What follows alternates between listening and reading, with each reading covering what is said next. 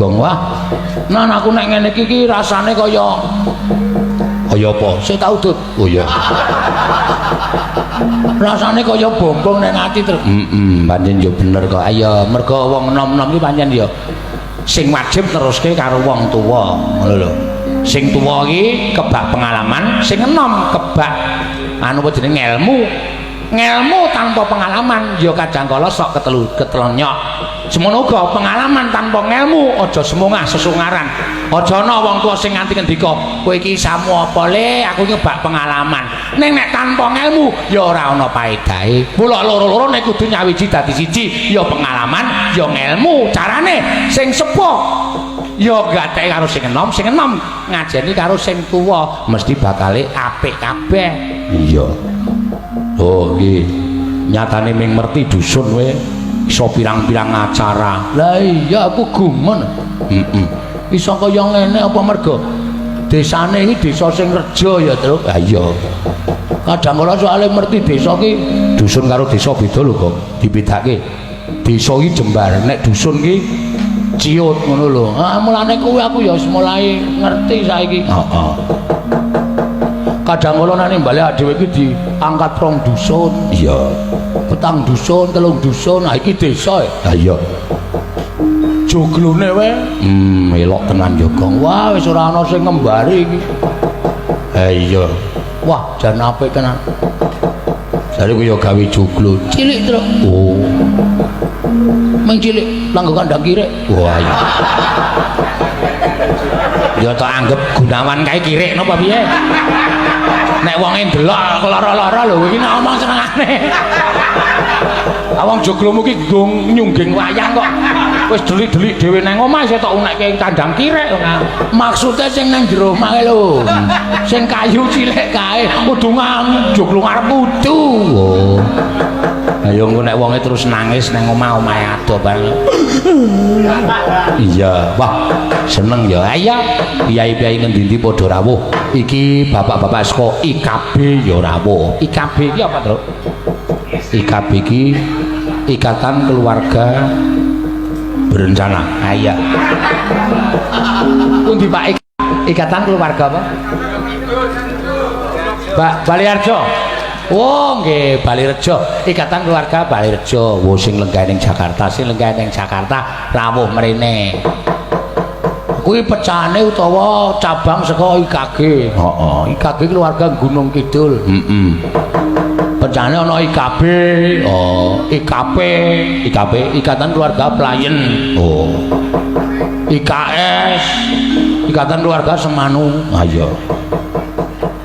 Warna-warna pokoke IKB, Ikatan Keluarga Wareng.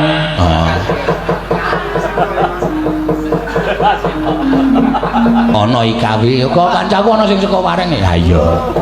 Warna-warna pokoke. IKD, Ikatan Keluarga Diri. Oh. Antil mudar ora. Wareng ki desa ya.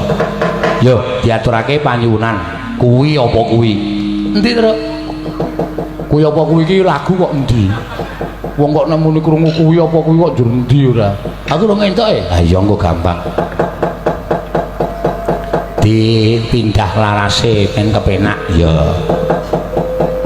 Neno neno neno neno neno neno neno neno neno neno neno neno neno neno neno nane nano neno nano no neno nano nano neno neno nano.